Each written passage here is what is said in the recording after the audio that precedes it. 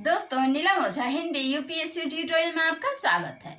आज हम महाजनपद काल की चर्चा करेंगे, जिसे छठी शताब्दी ईसा पूर्व भी कहा जाता है। तो चलिए देखते हैं। कह रहा है कि द्वितीय नगरीकरण का प्रारंभ हुआ कब? छठी शताब्दी ईसा पूर्व में, यानी महाजनपद काल में। लोहे का प्रयोग तो उत्तर वैदिक काल में ही शुरू हो गया था और छोटे छोटे जनपद भी बन गए थे, यानी शुरू हो गए थे। अब लोहे का व्यापक प्रयोग होने लगा, व्यापक पैमाने पर प्रयोग होने लगा और जो छोटे छोटे जनपद थे वे क्या बन गए? महाजनपद बन गए। समस्त उत्तरी भारत, ये उत्तरी भारत ऊपर वाला है, उत्तरी वाला, ये उत्तरी भारत। मैप ना मैं नहीं बना पाई उतनी अच्छी से। तो समस्त उत्तरी भारत क्या था? 16 महाजनपदों में विभक्त था। 16 महाजनपदों में विभक्त था उत्तरी भारत ऊपर वाला।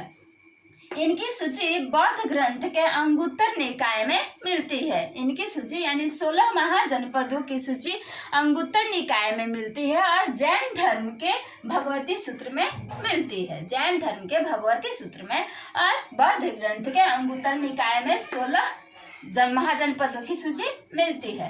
राजतंत्रात्मक राज्य की चर्चा करें तो अंग, मगध, काशी, कौशल, चेदी, वत्स, कुरु, पांचाल, मत्स्य और यहाँ अश्मक तथा सूरसेन, अवंती, गांधार और कंबोज थे। कौन कौन से थे?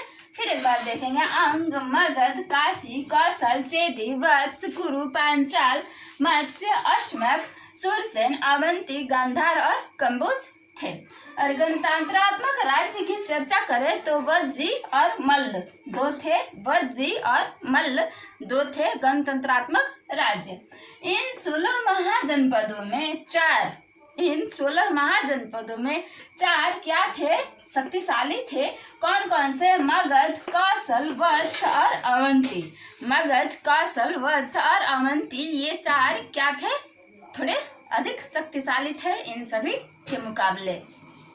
राज्य के उत्कर्ष की चर्चा करें तो महाभारत तथा पुराणों के अनुसार प्रारंभिक मगध राजवंश की स्थापना वसु के पुत्र जरासंध के पिता, किसके? वसु के पुत्र जरासंध के पिता बृहद्रथ ने की थी।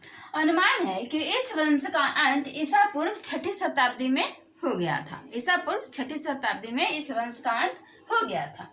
हर्यक वंश की चर्चा करें तो जिसका काल 544 से 412 ईसा पूर्व तक रहा। 544 से 412, इसमें बिंबिसार 544 से 492 ईसा पूर्व तक रहा। सबसे प्रतापी राजा माना गया है हर्यक वंश का। कौन? तो बिंबिसार। बिंदुसार और बिंबिसार में कंफ्यूज ना होइएगा, ये बिंबिसार है। तो सबसे प्रतापी राजा माना जाता था। जैन साहित्य में इसे श्रोणिक के नाम से भी जाना गया है या बताया गया है। वैशाली, कौशल आदि राजवंश से इसने क्या किया? वैवाहिक संबंध स्थापित किया। महाकोशला से विवाह के उपरांत इन्हें 1 लाख की वार्षिक आय वाले काशी दहेज में मिली। 1 लाख की वार्षिक आय वाली काशी, है ना? बड़े बड़े दहेज लिए जाते थे।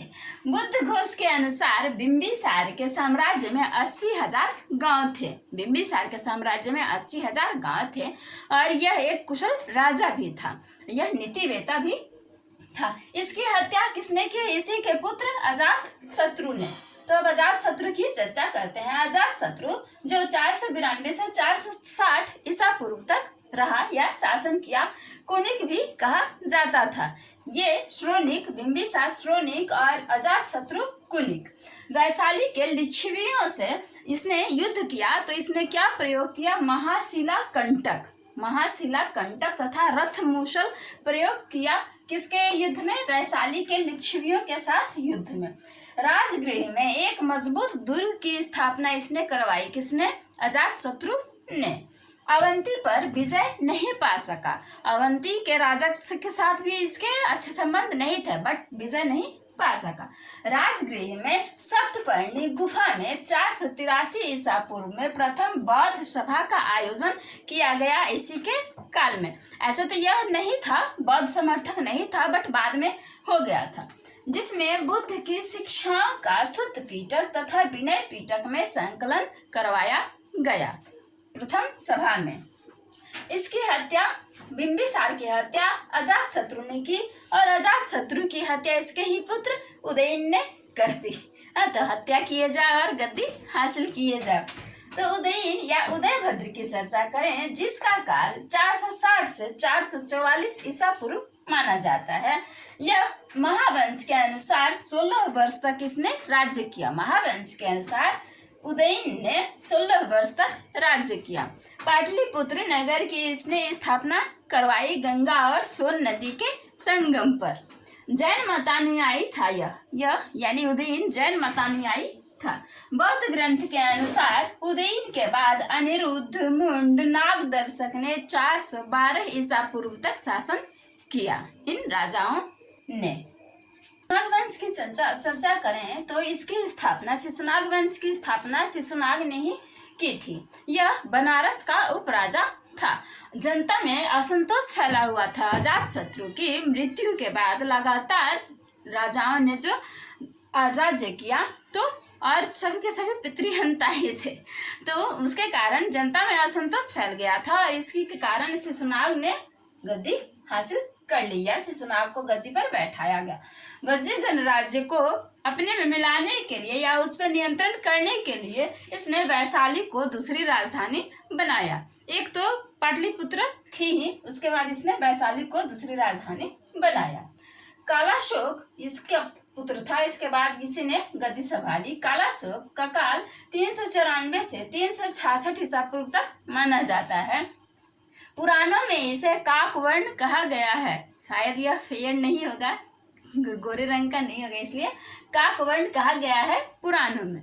पाटलिपुत्र को इसने राजधानी बना लिया। इसके पिता ने क्या बनाया था? दूसरी राजधानी वैशाली को बनाया था, इसने हटा दिया। पाटलिपुत्र को राजधानी बना लिया। दूसरी बौद्ध संगीति इसी के काल में हुई थी। कालाशोक के काल में ही दूसरी बौद्ध संगीति हुई थी 383 ईसा पूर्व। ठीक है, याद रखिएगा, ये एकदम मेन पॉइंट है। पहली हुई थी और ये दूसरी, पहली अजातशत्रु के समय में और दूसरी कालाशोक के समय में। अब उस समय क्या हुआ था? तो बौद्ध संघ स्थविर तथा महासंघिक में बट गया था। बौद्ध संघ स्थविर तथा महासंघिक दो भागों में बट गया था। दीपवंश तथा महावंश के अनुसार कालाशोक ने 28 वर्षों तक शासन किया। दीपवंश तथा महावंश के अनुसार इसके बाद इसके पुत्रों ने 22 वर्ष तक शासन किया। अंतिम शासक संभवतः नंदीवर्धन था। नंदीवर्धन इसका अंतिम पुत्र था, अंतिम शासक। नंदवंश की चर्चा करें, इसके बाद नंदवंश आया तो 344 से 324 ईसा पूर्व तक रहा। पुराणों में महापद्मानंद इस यानी नंदवंश का संस्थापक माना जाता है। कौन? महापद्मानंद। इसके 8 पुत्र थे। 8 पुत्रों में अंतिम जो था धनानंद सिकंदर का समकालीन था। धनानंद के ही शासन काल में सिकंदर ने 325 ईसा पूर्व में पश्चिमी तट में भारत के पश्चिमी तट में आक्रमण किया था या हमला किया था। अब भारत पर विदेशी आक्रमणों की चर्चा करें। विदेशी आक्रमणों में भी ईरानी आक्रमण किए। विदेशी आक्रमण में ईरानी आक्रमण यानी हखामनी वंश, ये क्या थे? हखामनी वंश से रिलेटेड थे। साइरस द्वितीय 558 से 529 ईसा पूर्व जो माना जाता है, जिसका काल वह गैड्रोसिया या मकरान के रास्ते भारत में आया, पर वह सफलता हासिल नहीं कर सका।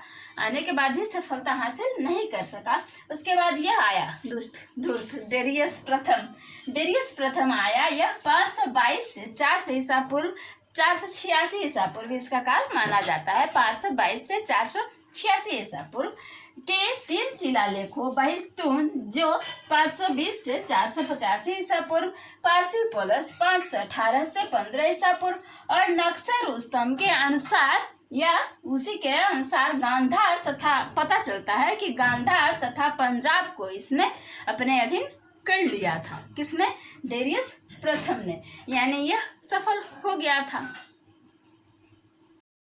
ईरानी आक्रमण यानी हखामनी आक्रमण में डेरियस तृतीय तक तो उन्हीं का शासन चला। उसके बाद यूनानी आक्रमण शुरू हुआ। मकदूनिया का निवासी था ना सिकंदर, मैसिडोनिया या मकदूनिया के निवासी सिकंदर ने हखामनी के डेरियस तृतीय जो हखामनी वंश का था, ईरान का। हखामनी के डेरियस तृतीय को पराजित कर क्या किया, हिंदू कुश दर्रा पार कर 325 ईसा पूर्व में, 326 ईसा पूर्व दे रहे ना, अच्छा 325 होना चाहिए था, 325 या 26 ईसा पूर्व में भारत के पश्चिमोत्तर भाग में प्रवेश किया या आक्रमण किया। तक्षशिला शासक आंभी ने उसके आक्रमण से पूर्व ही क्या कर दिया, आत्मसमर्पण कर दिया। आंभी ने आत्मसमर्पण कर दिया। अभिसार के राजा भी आत्मसमर्पण कर दिए। और इसके बाद हाइडेस्पेस का युद्ध हुआ, यानी झेलम का। उस युद्ध में पोरस को इसने पराजित किया, बट उसके व्यक्तित्व से, उसके युद्ध कला की नीति से प्रसन्न होकर के उसने उसे उसका राज्य वापस कर दिया। पोरस को राज्य लौटा दिया। चेनाब तथा रावी के बीच उसने क्या किया ना कि और कई जातियों को पराजित किया जो चेनाब और रावी के बीच रहती थी। रावी को पार करके कथेओई जाति को उसने पराजित किया। कथेओई जाति को पराजित किया। सौभूति ने इसकी अधीनता स्वीकार कर ली। सौभूति राज्य ने इसकी अधीनता स्वीकार कर ली। कठों की इसने सामूहिक हत्या करवा दी या कर दी। कठों की सामूहिक हत्या हो गई। हाइडेस्पेस पहुंचकर सिकंदर की सेना आगे नहीं बढ़ी, बार बार अपील करने पर भी आगे नहीं बढ़ी, तो इसने वापस लौटने का आदेश दे दिया अपनी सेना को। अब वापसी में देखते हैं, जिस रास्ते आया था उसी रास्ते वापस जाने का इसने प्लान बनाया, प्रोग्राम बनाया। और 12 विशाल व्यास नदी के किनारे 12 विशाल वेदियों को बना करके और इसने विधिवत पूजा वगैरह भी की और अपने विजित प्रदेशों को 6 भागों में बांट दिया, 6 भागों में विभक्त कर दिया और उसे सबको वापस लौटा दिया। सिंधु के पश्चिम में 3 भाग यूनानियों के दे दिए। यूनानियों में किनको पेठन, निकेटर और फिलिप्स को दे दिए। सिंधु के पश्चिम में 3 भागों को, पूर्व में पोरस को और आंभी को और अभिसार के राजा को दे दिए। पूर्व के विजित प्रदेश आंभी को, पोरस को और अभिसार के राजा को दे दिए। वापसी में इसे मिंटगुमरी और मुल्तान जिलों में स्थित मल्लोई और आक्सीड्रेकोई कौन, मिंटगुमरी और मुल्तान जिलों के निवासी ये जाति थे। मल्लोई और आक्सीड्रेकोई, इन लोगों से युद्ध करना पड़ा। ये लोग जीते तो नहीं, बट सिकंदर को उसी समय एक गहरा घाव लग गया और वापस जाते जाते इसकी मृत्यु हो गई 326 ईसा पूर्व में 33 साल की उम्र में।